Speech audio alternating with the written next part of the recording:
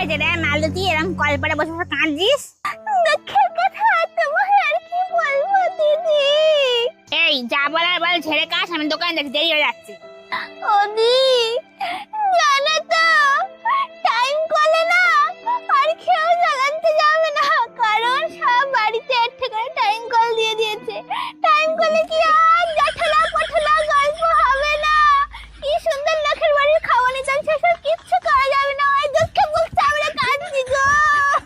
ওই এই জন্য মরা কান্না কাঁদছিস? যত সব।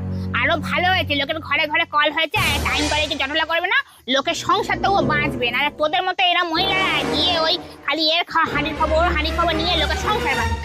চালার ভুল, নিজে কারোর সঙ্গে চলে না, এক ঘরে হয়ে থাকে, আমার আমাকে বলছে।